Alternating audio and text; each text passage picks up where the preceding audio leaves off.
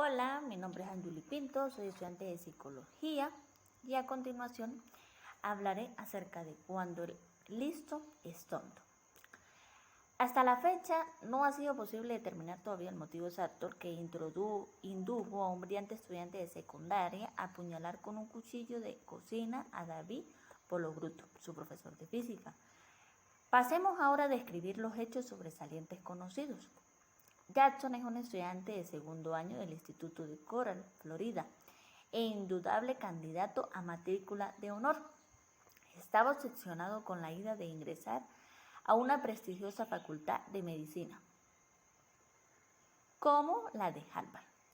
Pero Pologruto le había calificado con un notable alto, una nota que le obligaba a arrojar por la borda todos sus sueños. De modo que, provisto de un cuchillo de cocinero, se dirigió al laboratorio de física y en el transcurso de una discusión con su profesor, no dudó en clavárselo a la altura de la clavícula, antes de que pudieran reducirle la fuerza. El juez declaró inocente a Jackson porque, según la sentencia confirmada por otra parte por un equipo de psicólogos y psiquiatras durante el altercado, se hallaba claramente sumido en un estado psicótico. El joven, por una parte, declaró que apenas tuvo conocimientos de la nota, pensó en quitarse la vida, pero que antes de suicidarse quiso visitar a Pologruto para hacerle saber que la única causa de su muerte sería su baja calificación. La versión de Pologruto, no obstante, fue muy diferente, puesto que, según él, Jackson se hallaba tan furioso que creó que me visitó completamente decidido a atacarme. Más tarde, Jackson ingresó en una escuela privada y 2 años después logró graduarse con la nota más alta de su clase. De haber seguido un curso normal, hubiera alcanzado un sobresaliente, pero decidió matricularse en varias asignaturas adicionales para elevar su nota media, que finalmente fuera de matrícula de honor.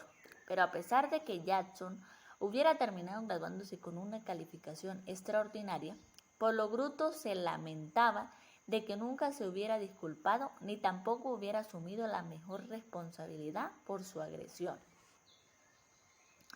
¿Cómo puede ser que una persona con un nivel de inteligencia tan elevado llegara a cometer un acto tan estúpido? La respuesta necesariamente radica en que la inteligencia académica tiene poco que ver con la vida emocional. Hasta las personas más descollantes y con un CDET más elevado pueden ser pésimos simuladores de su vida y llegar a zozobrar en los escollos de las pasiones desenfrenadas y los impulsos ingobernables. A pesar de la consideración popular, se suele recibir uno de los secretos a voces de la psicología. Es la relativa incapacidad de las calificaciones académicas del CE o la puntuación alcanzada en el SAT, que es el test de aptitud académica, el cual es un examen de aptitud escolar que realizan los estudiantes estadounidenses que acceden a la universidad. En este caso, para predecir el éxito de la vida, a decir verdad, desde una perspectiva general sí que parece existir, en un sentido amplio, cierta relación entre el CI y las circunstancias por las que discurre nuestra vida. De hecho, las personas que tienen un bajo CI suelen acabar desempeñando trabajos mucho más pagados, mientras que quienes tienen un elevado CI tienden a estar mucho mejor remunerados, pero ciertamente no siempre ocurre así. Existen muchas más excepciones a la regla de que el CI predice el éxito en la vida, que situaciones que se adaptan a la norma, en mejor de los casos, parece aportar tan solo un 20% de los factores determinantes del éxito, lo cual supone que el 80% restantes dependen de otras clases de factores. Como lo ha subrayado un observador en la última instancia, la mayor parte de los elementos que determinan el logro de una mejor o peor posición social no tienen que ver con el CI como con los factores como con la clase social o con la suerte. Esto incluye que los autores Richard y Charles, cuyo libro atribuye a que el CI es una relevancia incuestionable. Reconocen que tal vez fuera mejor que un estudiante de primer año de la universidad con una puntuación en matemáticas de 500 no aspiran a dedicarse a las ciencias exactas, lo cual no obsta para que los otros no traten de realizar sus sueños, de montar su propio negocio, llegar a ser senador o a ahorrar $1.000.000. La relación existente entre la puntuación alcanza en el SAT y el logro de nuestros objetivos vitales se ve frustrada por otras características. Es en este caso en donde interfieren muchos factores, porque de nada sirve la inteligencia emocional cuando en el cerebro como tal no tienen nada. Todo esto interfiere un poco desde los valores, desde la enseñanza que tienen sus padres. Pues muchas veces ellos son los principales en aportar el conocimiento que los hijos deben de tener. Y en ese caso los abandonan y no les explican todo lo necesario, sino solamente en el que ellos tienen que ser buenos estudiantes, tienen que ser siempre los mejores, y esto pues llega a tenerles un cambio pero muy grande en su estatus emocional. Y de allí que todo esto se desenvuelva mal, porque por eso fue que pasó esto con este joven, y en este caso es en donde debemos de aprender o analizar que no necesariamente tenemos de qué tener éxito o ser necesariamente los mejores, sino que realmente seamos buenos y que hagamos las cosas bien, pero solo para sentirnos nosotros bien y el estar a gusto, no hacerlo ni por complacer a los demás, ni porque nos estén obligando. La definición asume a la inteligencia personal a que las organiza hasta llegar a abarcar 5 competencias principales. El conocimiento de las propias emociones, el conocimiento de uno mismo, es decir, la capacidad de reconocer un sentimiento en el mismo momento en el que aparece, constituye la piedra angular de la inteligencia emocional. Como vemos en el capítulo 4, la capacidad de seguir en momento a momento nuestros sentimientos resulta crucial para la instrucción psicológica y para la comprensión de uno mismo.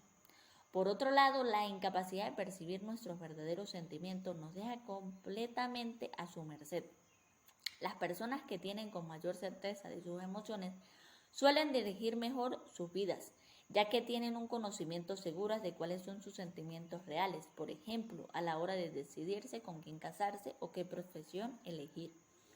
La capacidad de controlar las emociones, la conciencia de uno mismo, es una habilidad básica que nos permite controlar nuestros sentimientos y adecuarnos al momento.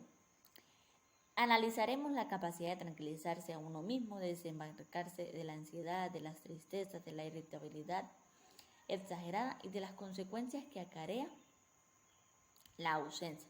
Las personas que carecen de esta habilidad tienen que batallar constantemente con las tensiones desagradables, mientras que por lo contrario, quienes destacan en el ejercicio de la capacidad se recuperan mucho más rápido de los reveses y contratiempos de la vida.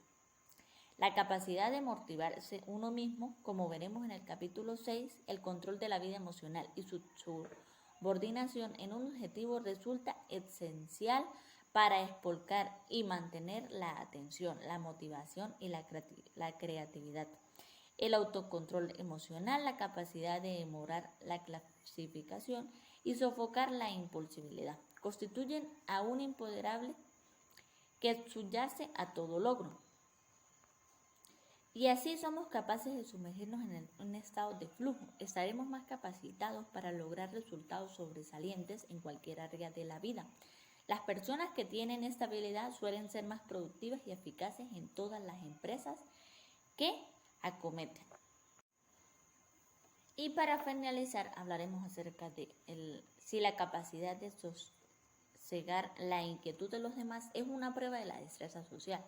El hecho de hacerlo en pleno ataque de rabia constituye una auténtica demostración de maestría. Los datos sobre la autorregulación de la angustia y el contagio emocional surgen en una estrategia eficaz que pueden ser el distraer a la persona airada empatizar con sus sentimientos y su perspectiva, y luego digerir su atención a un foco alternativo. En este caso, uno de que le conecte con un campo de sentimientos más positivos, algo que bien pudiera calificarse como una especie de escudo emocional. El mejor ejemplo que recuerdo de una estabilidad sutil en la que el arte de la influencia emocional distinguió es en el de Terry Donson, quien en la década de los 50 fue uno de los principales norteamericanos que viajó a Japón para estudiar Aikido. Una noche mi amigo volvía a la casa en el metro de Tokio, cuando en el vagón un enorme belicoso, ebrio y sucio trabajador, un hombre, el cual comenzó a asustar a los pasajeros gritando todo tipo de imprecaciones y empujó a una mujer que llevaba consigo un bebé, lanzándola hacia donde se encontraba una anciana pareja, que entonces se levantó de golpe y huyó precipitadamente al otro extremo del vagón. Ciertamente, cuando Terry emprendió su aprendizaje, se comprendió con un maestro a no iniciar nunca más una pelea y a utilizar este arte marcial como una forma de defensa. Ahora acababa de descubrir una oportunidad para poner a prueba su práctica del Aikido en la vida real, en lo que era el caso claro de legítima defensa, por lo cual el que ellos, mientras los demás pasajeros permanecían paralizados en sus asientos, se levantó lenta y deliberadamente. En este caso, es en donde el resplandor emocional interfiere mucho, pues los sentimientos y las emociones que nosotros mismos presentamos son los encargados de darnos a conocer nuestros estados de ánimo, nuestros estados de salud. Es por eso que nosotros debemos de sentirnos bien y el estar bien, para así el poder hacer las cosas bien y de la mejor manera, no necesariamente por el ser los mejores o por el sobresalir, sino necesariamente por el cumplir con nuestros compromisos y así saber y dar a conocer qué cosas son importantes o qué es lo que nuestros padres o profesores nos han enseñado y nos han inculcado. Y de allí que vamos a tener nuestros propósitos de la vida y vamos a saber qué hacer o qué decir de la mejor manera. Muchas gracias y esa fue mi exposición.